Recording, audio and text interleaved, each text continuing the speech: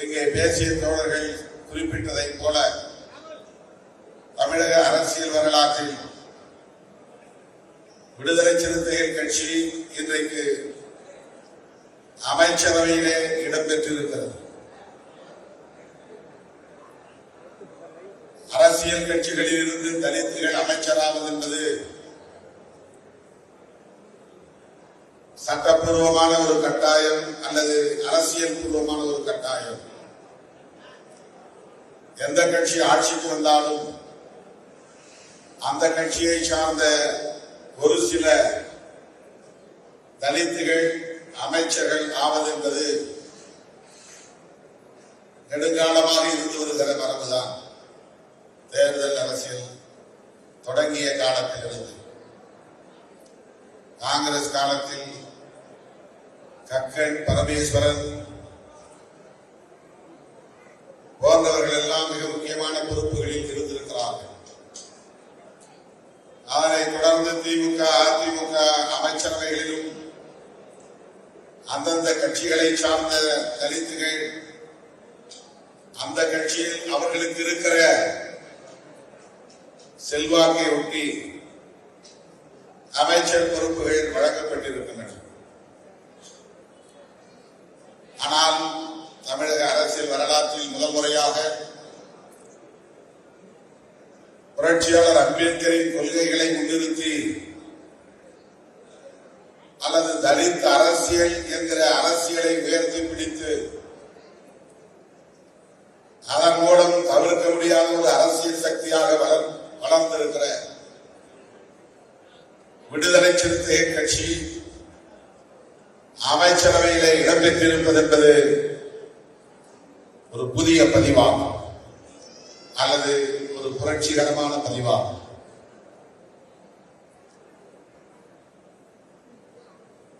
இது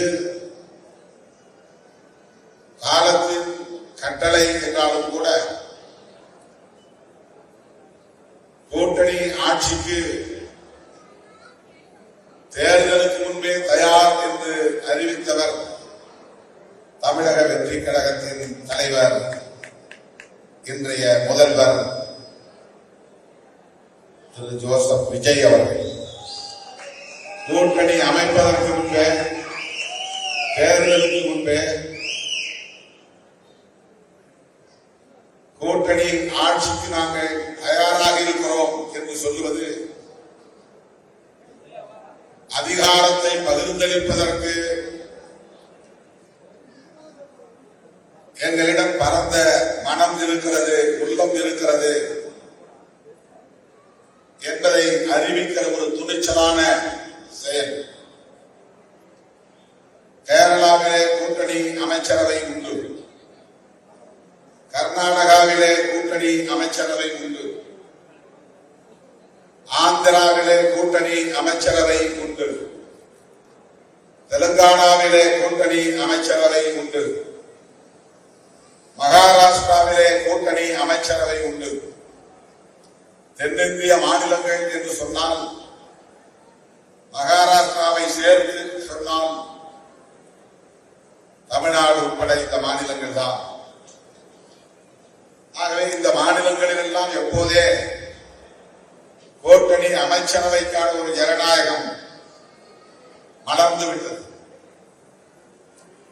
அதற்கான ஒரு புரிதல், அரசியல் புரிதல் ஏற்பட்டுவிட்டது. கூட்டணியில் இருந்தாலும் இல்லாவிட்டாலும் சொந்த கட்சியிலேயே கர்நாடகாவை பொறுத்தவரையில் காங்கிரஸ் கட்சியில்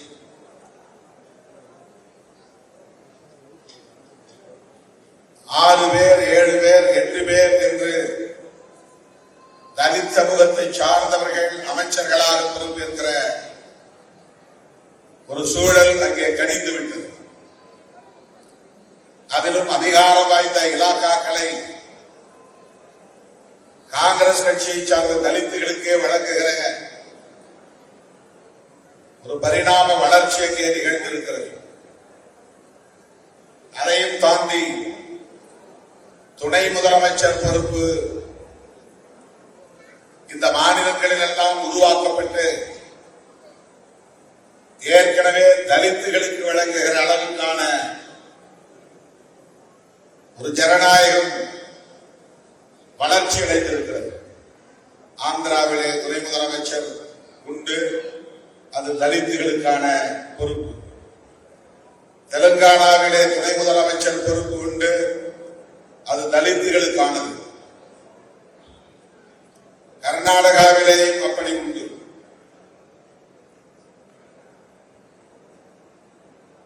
ஆனால் தமிழ்நாட்டில் பகுத்தறிவு பகலவன் தந்தை பெரியார் அரசியலை பேசும் இந்த மண்ணில் கூட்டணி அமைச்சரவைக்கு இடமில்லை என்கிற நிலைதான் நீண்ட காலம் நீடித்தது. அதிலும் தலித்துகளுக்கு அல்லது தலித்து இயக்கங்களுக்கு அமைச்சரவை இடம்பெறக்கூடிய அளவுக்கான அங்கீகாரம் இதுவரை உருவானதில்லை. 74 சாதிகள் பட்டியலில் உள்ளன. அட்டவணை சாதிகள் பட்டியல் சமூகத்தினர். அதிலே 3 பெரும் பிரிவுகளை சார்ந்தவர்களுக்கு மட்டும் தவறாமல் 3 பேருக்கு மந்திரி என்கிற ஒரு ஒதுக்கீடு கடைபிடிக்கப்பட்டு வந்தது. சில நேரங்களில் துணை சபாநாயகர் அல்லது சபாநாயகர் அந்த 3 மந்திரிகள் இல்லாமல் வழங்கப்பட்டிருக்கின்றன. ஆனால் முதல் முறையாக இந்த ஒடுக்கப்பட்ட சமூகங்களில் இருந்து 8 பேர் அமைச்சர்களாக இருக்கிறார்கள். தமிழக அரசியல் வரலாற்றில் இது முதல் முறை என்பதை நாம் நினைவிலே கொள்ள வேண்டும். துணை சபாநாயகராக நியமிக்கப்பட்டிருப்பவர் ஒரு தலித் என்று அறிகிறேன். அப்படி பார்த்தால் 9 பேர். அமைச்சர்களாக 8 பேர் இடம்பெற முடியும். அப்படி இடம்பெறுவதால் தமிழகத்தில் அதற்கு எதிரான கலகம் எதுவும் நிகழாது. மக்கள் அதை ஏற்றுக்கொள்கிறார்கள், அங்கீகரிக்கிறார்கள் என்பதை இந்த அரசு, தமிழக வெற்றி கழகத்தின் அரசு உறுதிப்படுத்தி இருக்கிறது. இதை சுட்டிக்காட்ட வேண்டியது இந்த களத்தில் நெடுங்காலமாக போராடி கொண்டிருக்கிற சிறுத்தைகளின் கடமை என்பதை இங்கே நான் பதிவு செய்ய விரும்புகிறேன். 2015ஆம் ஆண்டு திராவிட முன்னேற்ற கழக கூட்டணியில் இருந்து நாம் வெளியேறும் நிலை உருவானது தோழமையோடுதான். திராவிட முன்னேற்ற கழக தலைவர் அண்ணன் மு.க. ஸ்டாலின் அவர்கள் நம்முடைய கட்சியின் பொதுச் செயலாளர் ரவிக்குமார் அவரிடத்திலே சொன்னார் என்ற தகவலை எனக்கு அவர் சொன்னார். நாங்கள் விடுதலை சிறுத்தைகளின் மீது நல்ல மதிப்பு வைத்திருக்கிறோம், ஆகவே முன்கூட்டியே தோழமையோடு சொல்லுகிறோம், இந்த முறை திமுக தனித்து போட்டியிடப் போகிறது, எனவே இந்த அணியில் விடுதலை சிறுத்தைகள் வரும் தேர்தலில் இடம்பெறுவதற்கான சூழல் இல்லை என்பதை அவர் முன்கூட்டியே சொன்னார், சொல்லி இருக்கிறார். அதன் அடிப்படையில் தான் நாம் திராவிட முன்னேற்ற கழக கூட்டணியில் இருந்து விலகி ஒரு புதிய அரசியலை முன்னெடுப்போம் என்று தமிழகத்தில் கூட்டணி ஆட்சி என்கிற ஒரு கருத்தை விதைத்தோம். அந்த பெயரில் ஒரு கருத்தரங்கத்தை 2015 நாம் நடத்தினோம். 11 ஆண்டுகளுக்கும் அதன் பிறகு உருவானதுதான் மக்கள் நல கூட்டணி. திராவிட முன்னேற்ற கழக கூட்டணி ஆட்சியை கைப்பற்ற முடியாமல் போனது. அப்போது விடுதலை சிறுத்தைகள் மீதுதான் கடும் விமர்சனங்கள் வைக்கப்பட்டன. திருமாவளவன் தான் இந்த கூட்டணிக்கு எதிராக மக்கள் நல கூட்டணியை உருவாக்கி திமுகவை ஆட்சிக்கு வரவிடாமல் தடுத்து விட்டான் என்று பழி சுமத்தப்பட்டது. அது திமுக தொண்டர்களுக்கு தெரியாது, முன்னணி பொறுப்பாளர்களுக்கு தெரியாது. தோழமையோடுதான் நாங்கள் திமுக தலைமையின் கருத்துக்கு இணங்கி அந்த அணியில் இருந்து வெளியே வந்தோம் என்பது பலருக்கு தெரியாது. இது ஒரு வரலாறு. 1999 மூப்பனாரோடு நாங்கள் கூட்டணி அமைத்தோம். 2001 மூப்பனார் அதிமுகவோடு கூட்டணி அமைக்க விரும்பினார். அப்போது எங்களையும் அதிமுக கூட்டணிக்கு அழைத்து செல்ல வேண்டும் என்று விரும்பிய போது நாங்கள் தயங்கினோம். தனித்து போட்டியிடுவோம் என்று நாங்கள் முடிவெடுத்த போதுதான் திமுக தரப்பில் எங்களுக்கு அழைப்பு வந்தது. கலந்து பேசி திமுக கூட்டணியிலே நாங்கள் சேர்ந்தோம். 4 ஆண்டுகள் அந்த கூட்டணியில் நாங்கள் இணைந்திருந்தோம். நாடாளுமன்ற தேர்தல் 2004ஆம் ஆண்டு வந்தபோது சிதம்பரம் தொகுதியில் மறுபடியும் போட்டியிட வேண்டும் என்கிற வேண்டுகோளை வைத்த நிலையில் அப்போது நமக்கு அந்த வாய்ப்பு மறுக்கப்பட்டது, பாமகவுக்கு ஒதுக்கப்பட்டது. இதுவும் ஒரு காரணம். இன்னும் சில நல்லிணக்கமாக இயங்க முடியாத சூழல்களும் ஒரு காரணம். நான் பதவியை விலகினேன். சட்டமன்ற உறுப்பினர் பதவியை ராஜினாமா செய்துவிட்டு தனித்து இயங்கினோம். 1.5 ஆண்டுகள். 2006ஆம் ஆண்டு பொதுத் தேர்தல் வந்தபோது மருத்துவர் ராமதாஸ் அவர்கள் திமுக கூட்டணியில் திருமாவளவனுக்கு இடம் கொடுக்க வேண்டும் என்று பேசினார். செல்லும் இடமெல்லாம் அந்த வேண்டுகோளை வைத்தார். வெளிப்படையாக அப்போது முத்தமிழறிஞர் கலைஞர் விடுதலை சிறுத்தைகள் கட்சிக்கு திமுக கூட்டணியில் இடமில்லை, ஏற்கனவே நிறைய கட்சிகள் சேர்ந்து விட்டன, தொகுதி ஒதுக்க எங்களால் இயலாது, வேண்டுமானால் பாமகவுக்கு ஒதுக்குகிற தொகுதிகளில் பாமக விடுதலை சிறுத்தைகளுக்கு பிரித்து கொடுத்தால் எங்களுக்கு ஒன்றும் பிரச்சனை இல்லை என்று சொல்லும் நிலை இருந்தது. ஆகவே 2006 திமுக கூட்டணியில் இணைய முடியாமல் போனது. நாங்கள் அதிமுக கூட்டணியில் இடம்பெற்றோம். 6 மாதங்களில் உள்ளாட்சி தேர்தல் வந்தது. அதிமுகவோடு தொகுதி பங்கீட்டில் சிக்கல் எழுந்தது. அதனால் நாங்கள் வெளியேறும் நிலை உருவானது. அப்போது திமுக 96 இடங்களில் வெற்றி பெற்று ஆட்சி அமைத்தது. அப்போதுதான் ஜெயலலிதா அம்மையார் திமுக அரசை மைனாரிட்டி அரசு என்று 5 ஆண்டுகள் தொடர்ந்து பேசி வந்தார். அந்த நேரத்தில் நாங்கள் பெற்றிருந்த இடங்கள் 2 இடங்கள் தான். 2006ஆம் ஆண்டு அதிமுக கூட்டணியில இடம்பெற்று நாங்கள் பெற்ற வெற்றி காட்டுமன்னார்குடியும் திட்டக்குடியும் கடலூர் மாவட்டத்தில் அதிமுக அணியில் இருந்து வெற்றி பெற்றோம்.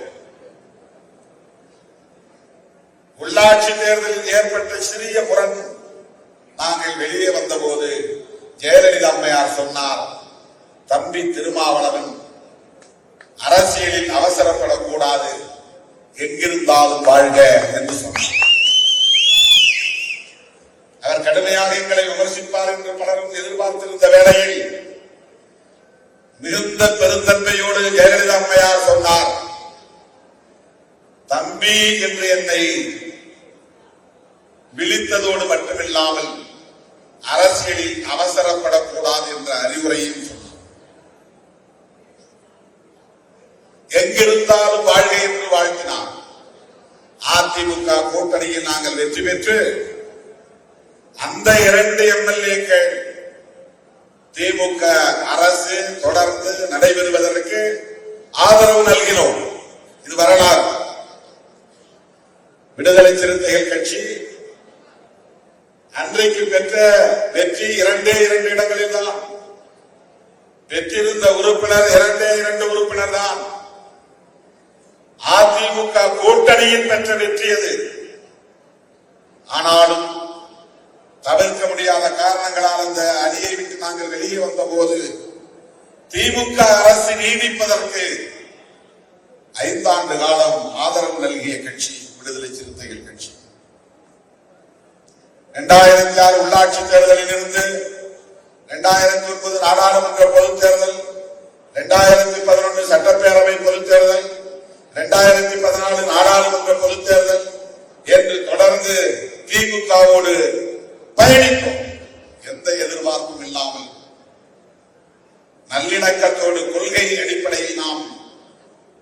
இயங்குகிறோம் என்கிற நம்பிக்கையோடு பயணித்தோம்.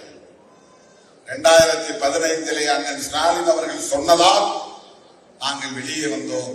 திமுக தோழர்கள் புரிந்து கொள்ள வேண்டும், மக்கள் நல கூட்டணி உருவானது அப்படித்தான். அதை நான் உருவாக்கவில்லை.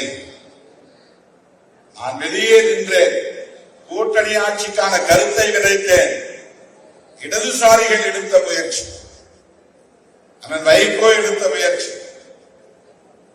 நான் கிளைம் செய்யவில்லை, நானும் சேர்ந்து கொண்டேன். அவ்வளவுதான், இது வரலாறு. அதன் பிறகு 2017 காவிரி நீர் பிரச்சனையை ஒட்டி ஒரு பயணம் மேற்கொண்டோம். அண்ணன் ஸ்டாலின் அவர்களின் கைகளை கோர்த்தோம். அதிலிருந்து இந்த தேர்தல் முடிவுக்கு பின்னர் தாவேகாவுக்கு நீங்கள் ஆதரவு நல்குங்கள் என்று அண்ணன் ஸ்டாலின் அவர்களுடைய இசைவை பெற்று நாங்கள் இன்றைக்கு தாவேகாவுக்கு ஆதரவை தந்திருக்கிறோம். எவ்வளவு நீண்ட பயணம்! 2001 2004 வரை திமுக கூட்டணி, 2006 2015 வரை திமுக கூட்டணி, 2017 2026 மே மாதம் 4ஆம் தேதி வரையில் 5ஆம் தேதி வரையில், இன்று சொல்ல போனால் மே மாதம் 9ஆம் தேதி வரையில் திமுக கூட்டணியில் தான் பயணித்தோம். நான்களாக வெளியேறவில்லை. 5ஆம் தேதி அவரை சந்திக்க வேண்டும் என்கிற ஆலோசனையே இடதுசாரி கட்சி தலைவர்களுக்கு ஒரு வேண்டுகோளாக வைத்தது திருமாவளவன். வாங்க போய் பார்த்து நீங்களே அவரிடத்தில் தேதி ஒப்புதல் இசைவு கேளுங்கள் என்று சொன்னார்கள். நானே தான் இந்த நேரத்தை குறித்தேன். சந்தித்தோம், சூழலை விளைக்கிறோம். குடியரசுத் தலைவர் ஆட்சி வந்துவிடக் கூடாது என்பதில் திமுகவுக்கும் உடன்பாடு இருந்தது. காங்கிரஸ் வேகமாக முடிவெடுத்ததற்கு என்ன காரணம் நமக்கு தெரியாது. திருமாவளவன் அவசரப்படவில்லை. ஒரு முறைக்கு பல முறை திமுக தலைவரை சந்தித்திருக்கிறோம், துணை முதல்வரை சந்தித்திருக்கிறோம், அமைச்சர்களை சந்தித்திருக்கிறோம், நிகழும் அரசியல் சூழலை விவாதித்திருக்கிறோம். இப்போது தாவேகாவை ஆதரிப்பது என்பது ஒரு அரசியல் கட்டாயம் என்பதை அனைவரும் உணர்ந்த நிலையில்தான் 5ஆம் தேதியோ 6ஆம் தேதியோ காங்கிரஸ் ஆதரவு தந்தது, 8ஆம் தேதி இடதுசாரிகள் ஆதரவு தந்தார்கள், 9ஆம் தேதி மாலை 4 மணிக்குத்தான் விடுதலை சிறுத்தைகள் ஆதரவு தந்தார்கள். அதுவும் அமைச்சரவையில் இடம்பெற மாட்டோம் என்று அறிவித்தோம். 10 நாட்கள் கழித்துதான் அமைச்சரவையில் இடம்பெறுகிற முடிவையும் எடுக்கிறோம். அன்றைய முதலமைச்சரின் இசைவையும் பெற்றோம், துணை முதலமைச்சரின் ஒப்புதலையும் பெற்றோம். உடனிருந்த பல அமைச்சர்களின் ஆலோசனையும் பெற்றோம்.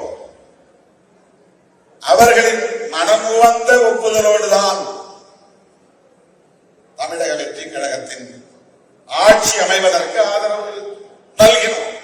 இதெல்லாம் எதற்காக நான் சொல்லுகிறேன் என்றால், ஒரு அணியிலே நாங்கள் இணைந்திருக்கிற போது அந்த அணியோடு எவ்வளவு நல்லிணக்கமாக செல்ல முடியுமோ, அந்த உறவை பேணி பாதுகாக்க முடியுமோ, அந்த அரசியலை சேதப்படுத்தாமல் எடுத்துச் செல்ல முடியுமோ, அந்த அளவுக்கு ஒத்துழைப்பு நல்கியவன் திருமாவளவன்.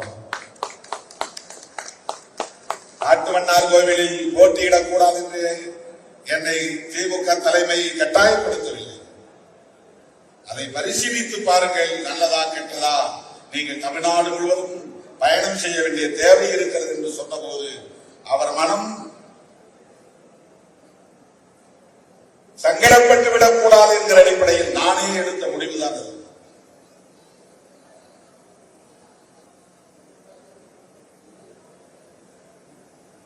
பிரேமலதா அவர்கள் திமுக கூட்டணியில் இணைந்த பிறகு தொகுதி பங்கீட்டில் நெருக்கடி ஏற்பட்ட போது நாமும் ஒரு நெருக்கடியை கொடுக்க கூடாது என்று நானே எடுத்த முடிவுதான் 8 தொகுதி முடிவு. பேரம் பேச வேண்டாம். கூட்டணியை வலிமைப்படுத்துவதற்கு நீங்கள் தேமுதிகவை அழைத்து வந்து விட்டீர்கள். என்ன தொகுதி என்பது எங்களுக்கு தெரியாது.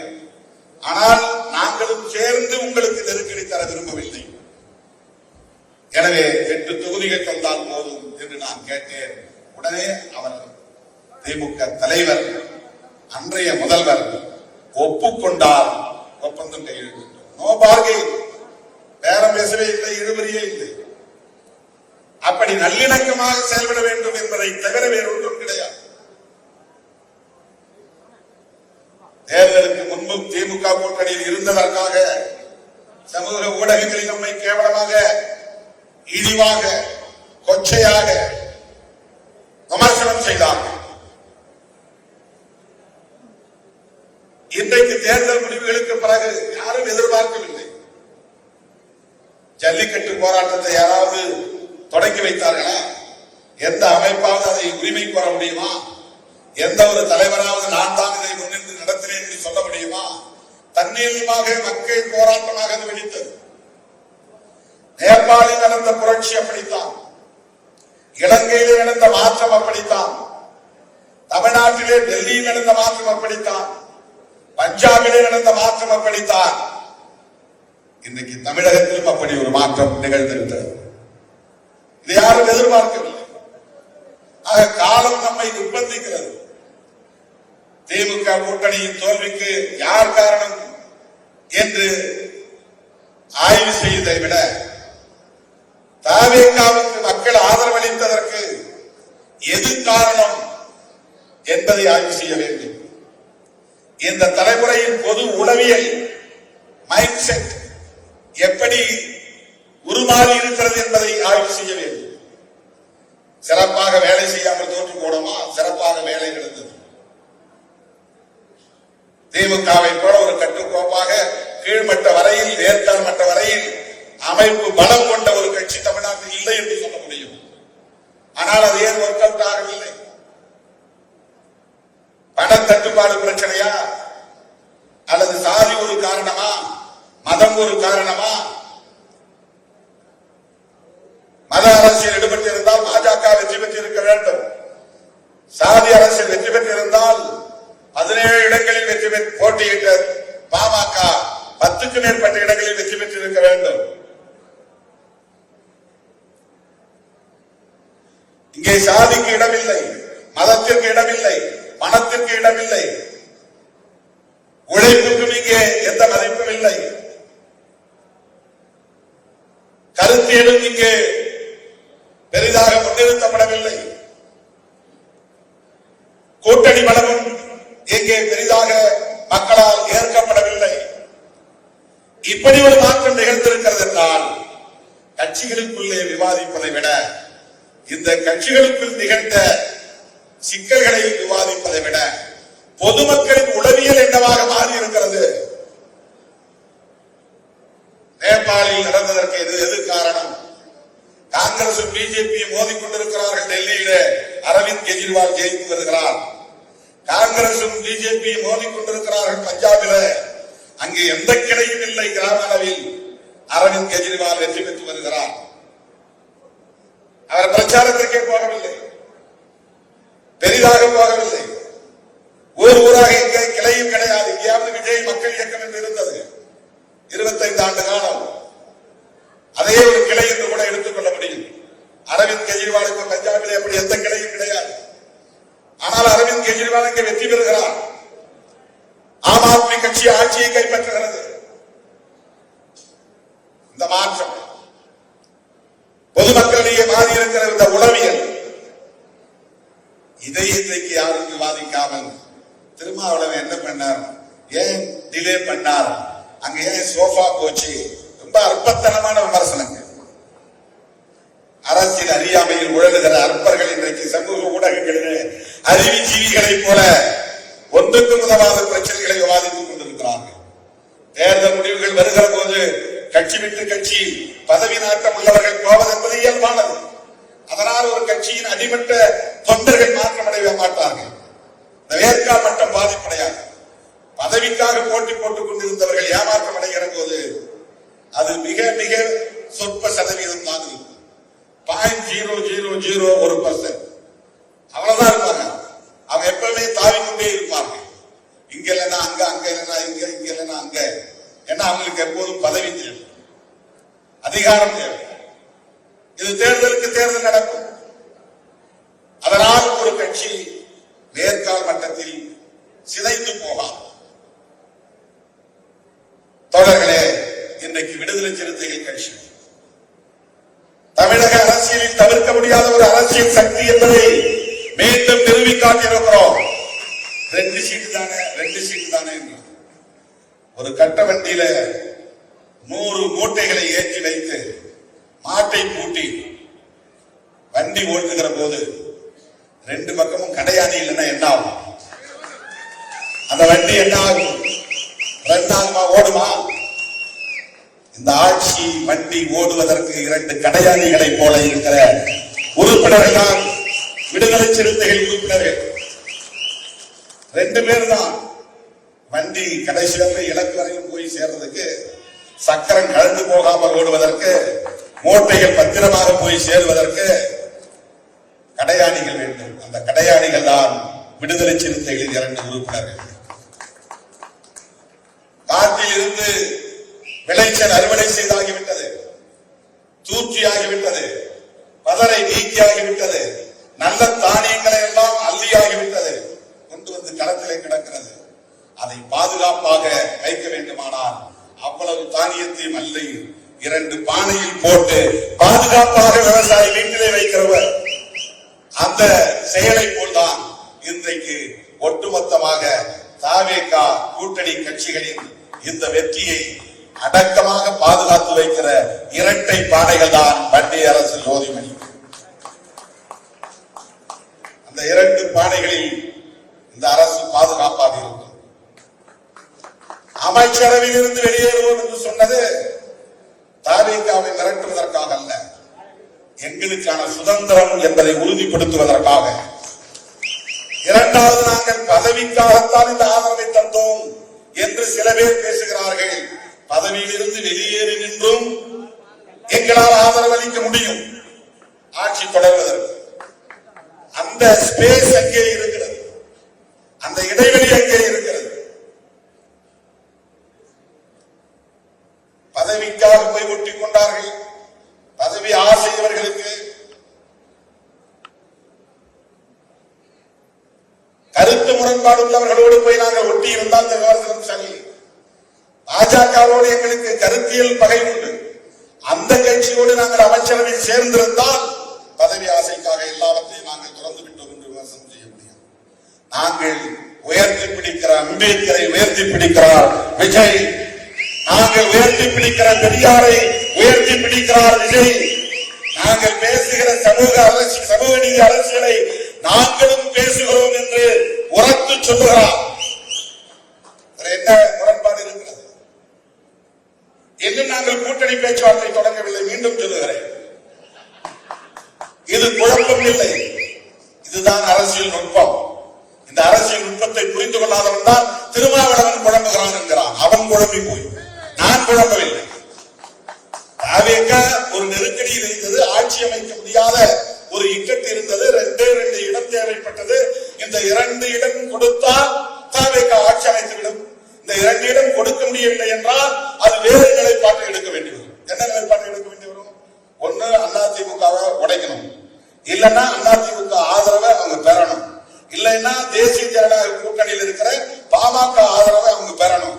இந்த நிலை வேண்டாம் என்று உறுதியாக அவர்கள் எடுத்ததால் திமுக கூட்டணியில் இருக்கிற மதசார்பற்ற சக்திகளாக இருக்கிற காங்கிரஸ், இடதுசாரிகள், விசிக, ஐஎம்எல் ஆதரவு வேண்டும் என்று வெளிப்படையாக அவர் கடிதம் எழுதுகிறார். ஊடகங்களுக்கு அது அனுப்பப்பட்டது. திருமாவளவன் தரவில்லை என்றால் ஆட்சி அமைக்க முடியாமல் போய்விடும் இல்லை. ரெடியா இருந்தாங்க பாமக, உள்ள நாங்க வர்றோம், 4 எம்எல்ஏ ரெடியா இருந்தாங்க. அப்படி ஒரு நிலைப்பாட்டை எடுக்க வேண்டாம் என்று கொள்கை அடிப்படையிலே தவேக நினைத்ததால் அதை அப்படி கருத்தார். அதுதான் அரசு. தேசிய ஜனநாயக கூட்டணியில் இருந்து ஒருவரின் ஆதரவு நமக்கு தேவையில்லை. மதசார்பற்ற சக்திகளாக இருக்கிற இவர்களின் ஆதரவு நமக்கு தேவை. தேர்தலுக்கு முன்பு திருமாவளவன் விமர்சித்திருந்தாலும் இப்போது மதசார்பின்மையை காப்பதற்காக திருமாவளவனும் தேவை. அதுதான் தாவேக நிலைப்பாடு. தேர்தலுக்கு முன்பு விஜய் அவர்களை திருமாவளவன் விமர்சித்திருந்தாலும் விஜய் அவர்கள் எடுத்திருக்கிற நிலைப்பாட்டை பாதுகாக்க வேண்டியது திருமாவளவனின் பொறுப்பு. அவர் துணிந்து ஒரு முடிவை எடுத்திருக்கிறார். தேசிய ஜனநாயக கூட்டணியின் ஆதரவு எனக்கு தேவையில்லை. அதிமுக ரெடியா இருந்தது. எடப்பாடி அண்ணன் எடப்பாடி அவர்கள் தயாராக இருந்தார். அமித்ஷா அதை ஏற்பாடு செய்ய முயற்சி செய்தார். இதெல்லாம் பலருக்கு தெரியாது. கொஞ்சம் இவர்கள் விலகி, அதாவது தேசிய ஜனநாயக முன்னணியோடு போக வேண்டும் என்று எண்ணி இருந்தால் ஒரே நாள் அது முடிவாயிருக்கும். ஒரே நாள் 4ஆம் தேதி முடிவாகிறது. ஆனால் ஒரு துணிச்சலான முடிவு, தேசிய ஜனநாயக முன்னணியின் ஆதரவு தேவையில்லை என்ற முடிவு. அந்த இடத்தில் தான் இந்த 2 இடங்களுக்கான முக்கியத்துவம் உருவாகிறது. அப்போது ஆட்சி அமைக்க ஆதரவை நல்கிறோம். இனி எங்களை எல்லாம் வைத்து ஒரு கூட்டணியை அமைப்பதற்கு திரு விஜய் அவர்கள் விரும்புகிறாரா? அப்படி விரும்பினால் அவர் அழைத்து பேசுவாரா என்ற ஒரு கேள்வி இருக்கிறது. அதனால்தான் சொன்னேன், அமைச்சரவையிலிருந்து நாங்கள் வெளியேறி இருக்கிறோம். வெளியேறவும் முடியும். ஆனால் இன்றைக்கு ஆதரவை நல்கி இருக்கிறோம் என்று சொன்னேன். உடனே அறிவுஜீவிகள் எல்லாம் திருமாவளவன் குழப்பறாரு. நமக்கு குழப்பம் கிடையாது. நாங்க very clear. Just we extended our support to form the government. அவ்வளவுதான். அரசு அமைப்பதற்காக. ஏன்னா அவங்க எங்களோட பேசல, நாங்க அவங்களோட பேசல. தோழர்களே, இந்த விளக்கத்தை எல்லாம் நான் யாருக்கோ சொல்கிறேன் என்று எண்ண வேண்டாம். என் உயிரின் உயிரான விடுதலை சிறுத்தைகளே, நீங்கள் தெளிவு பெற வேண்டும். ஏன்னா அந்த சோசியல் மீடியாவில் எழுதுற நீங்களும் படிச்சுட்டு உங்களுக்கு ஒரு குழப்பம் வந்துடக்கூடாது. ஏன்னா அவங்க குழப்பம் தான் இன்னைக்கு முயற்சிக்கிறாங்க. அதாவது திமுக எவ்வளவு இடங்களை இழந்திருக்கிறது, அதிமுக எவ்வளவு வாக்கு சதவீதத்தை பறிகொடுத்திருக்கிறது, பாஜக எவ்வளவு 9% வாக்குகளை பறிகொடுத்திருக்கிறது, நாம் தமிழர் 4% வாக்குகளை 50% 50% அவங்க வாங்கின வாக்குல இருந்து அவங்க பறிகொடுத்திருக்கிறாங்க. இதையெல்லாம் பேசாமல் விடுதலை சிறுத்தைகள் ஒண்ணுமில்லை. ஏன்னா எப்படி இங்கே அரசியல் நடந்தாலும் சிறுத்தைகள் மையமாக இருக்கிறார்கள், ஒரு சென்ட்ரிக்கல் போர்ஸாக இருக்கிறார்கள். சென்ட்ரிக் போர்ஸ், ஒரு மைய சக்தியாக இருக்கிறார்கள். எனவே சிறுத்தைகளை பலவீனப்படுத்த வேண்டும் என்று கங்கணம் கட்டிக்கொண்டு செயல்படுகிறார்கள். அதற்கு சிறுத்தைகள் இடம் கொடுப்போமா?